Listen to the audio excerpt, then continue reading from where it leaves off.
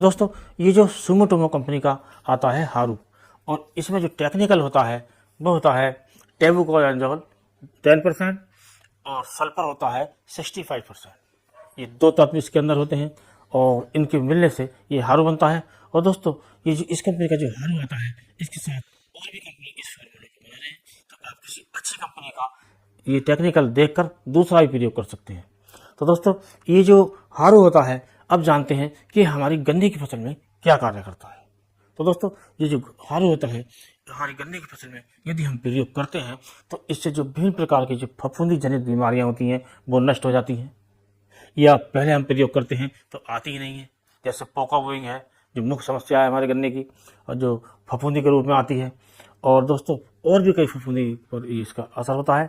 इसके साथ साथ ये एक तत्व भी है जो खाद के रूप में भी काम करता है, क्योंकि दोस्तों इसमें जो सल्फर होता है ये खाद के रूप में काम करता है। और इसके साथ साथ ये फंजीसाइड भी है। टेबुकोनाजोल तो फंजीसाइड है ही, इसके साथ जो मिला हुआ होता है सल्फर, ये भी एक प्रकार से फंजीसाइड है। और सल्फर एक प्रकार से ये थोड़ा कीटनाशक भी होता है, जो हल्के फुल्के कीटों को भी ये मारता है। और दोस्तों, इसके साथ साथ ये एक मकड़ी नाशक भी है, क्योंकि जो सल्फर होता है ये मकड़ी नाशक होता है। तो कुल मिलाकर ये हारू जो होता है ये हमारे फसल में कई काम करता है।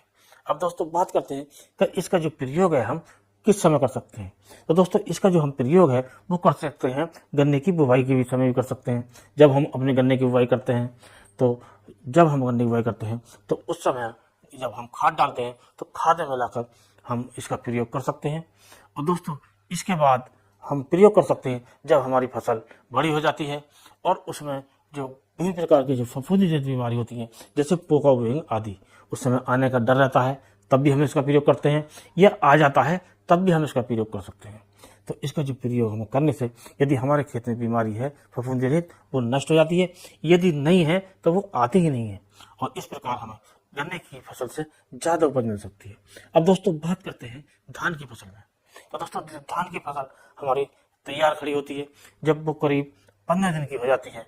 और ख़ास तौर से जो पतले धान होते हैं, वनस्पति धान होते हैं, बासमती जो धान होते हैं, जो बासमती धान होते हैं, बारीक धान, खुशबूदार धान, उनमें जो मुख्य रूप से जो बीमारी आती है फफूंदी जनित, वो आती है जो झंडा रोग होता है, जिसे हमारे किसान वही बकानी रोग भी कहते हैं। तो उस रोग में ये काफ़ी लाभदायक है, और नीचे लगने वाली जो फंगस होती है उसके लिए भी इसका हम प्रयोग कर सकते हैं, जो काफ़ी लाभकारी है और हमारी फसल को बीमारियों से बचाता तो है ही है, यदि बीमारियां हैं तो बीमारियों को भी नष्ट करता है। और इसका प्रयोग करने से हमारी जो धान की पैदावार बढ़ती है और उसकी क्वालिटी भी बढ़ती है। अब दोस्तों, बात करते हैं सब्जियों की। तो दोस्तों, हम सब्जियों में भी विभिन्न प्रकार की सब्जियों में भी इसका प्रयोग कर सकते हैं। यदि जमीन में लगने की फंगस की उम्मीद है तो उसमें भी प्रयोग कर सकते हैं। यदि हमारी फसल खड़ी है सब्जी की तो उसमें हमें स्प्रे करना हो, फफूंदी आ गई हो या आने से रोकनी है, तब भी हम इसका प्रयोग कर सकते हैं। और इस प्रकार जो हमारी जो फसल है, जो सब्जियों की फसल है, पूर्ण रूप से सुरक्षित रहती है। लेकिन दोस्तों, सब्जियों की फसल में या फलों की फसल में हमें इस बात का ध्यान रखना चाहिए, जब हमारी जो फसल है ये पुष्पन की अवस्था में हो, अर्थात उसमें फूल आ रहे हो, तो उस समय इसका प्रयोग नहीं करना चाहिए। यदि हम इसका प्रयोग करते हैं तो हमारी जो फसल के जो फूल हैं वो गिरने लगते हैं। तो इसका प्रयोग या तो हम पहले कर सकते हैं, या जब फल सेट हो जाते हैं उसके बाद भी कर सकते हैं।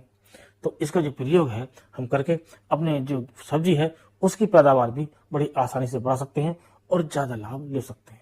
अब दोस्तों, बात करते हैं कि हमें इसकी जो मात्रा है अपनी फसल में किस रूप में लेनी चाहिए, कितनी मात्रा में लेनी चाहिए।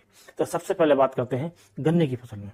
तो दोस्तों, गन्ने की जो फसल में हम जब जमीन में डालते हैं, चाहे हम जमीन में बोते समय डालें या पोका आने के समय डालें, तो हम 1 किलोग्राम प्रति एकड़ के हिसाब से अपनी फसल में, गन्ने की फसल में डाल सकते हैं।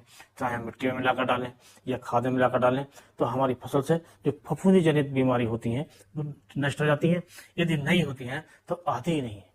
अब दोस्तों, बात करते हैं जो धान की फसल है उसमें हमें कितनी मात्रा में प्रयोग करना है। तो दोस्तों, जमीन में यदि हम प्रयोग करते हैं तो इसका जो प्रयोग है हमें 1 किलोग्राम प्रति एकड़ के हिसाब से करना है। यदि हम इसका प्रयोग स्प्रे के रूप में करते हैं तो हमें 400 ग्राम प्रति एकड़ के हिसाब से करना है। और बात रही गन्ने की, तो गन्ने की फसल में हम स्प्रे में बात करते हैं। तो स्प्रे में जो इसका प्रयोग है वो 500 ग्राम प्रति एकड़ के हिसाब से 200 लीटर पानी में घोलकर इसका प्रयोग कर सकते हैं। अब दोस्तों बात करते हैं सब्जियों में हमें इसकी कितनी मात्रा प्रयोग करनी चाहिए। तो सब्जियों में जो इसकी मात्रा है हमें लेनी है, यदि हम जमीन के नीचे डालते हैं तो हमें लेना है 800 ग्राम प्रति एकड़ के हिसाब से। यदि हमें स्प्रे के रूप में करना है तो 300 से 400 ग्राम प्रति एकड़ के हिसाब से 200 लीटर पानी में घोलकर यदि हम अपनी फसल में इसका प्रयोग करते हैं तो ये हमारी फसल को काफी लाभ देता है और विभिन्न प्रकार की जो बीमारी हैं उनसे बचाता है। इसके साथ साथ भी इसकी जो ग्रोथ है वो तेज करता है और जो ग्रोथ है सभी प्रकार की फसलों में देखी जा सकती है, क्योंकि दोस्तों ये फंजीसाइड तो है ही, एक प्रकार का इससे जो सल्फर तत्व है वो प्राप्त होता है जिसकी हमारे क्षेत्रों में काफी कमी है और जब इसकी पूर्ति हो जाती है तो हमारी फसल तेज विकास करती है। और यदि फसल में पीलापन है तो उसकी जो पीलापन है वो दूर हो जाता है और हमारी फसल तेज विकास करने लगती है। कुल मिलाकर हमें ज्यादा उत्पादन मिलता है।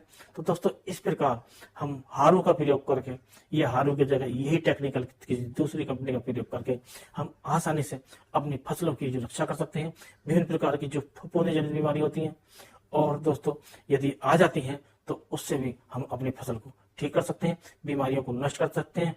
कुल मिलाकर हमारा जो हारू है हमारी विभिन्न प्रकार की, चाहे गन्ने की फसल है या अनाज की फसल है, धान की फसल है या विभिन्न प्रकार की जो सब्जियां हैं उनकी फसल है, इनमें हम प्रयोग कर सकते हैं और ज्यादा लाभ ले सकते हैं। तो यदि आप चैनल पर नए हैं तो चैनल को अभी सब्सक्राइब कर लें, वीडियो को लाइक कर दूसरे किसान दोस्तों में शेयर करें। तो दोस्तों आज की वीडियो में इतना ही, अगले वीडियो में नए टॉपिक के साथ फिर मिलते हैं, तब तक के लिए नमस्कार।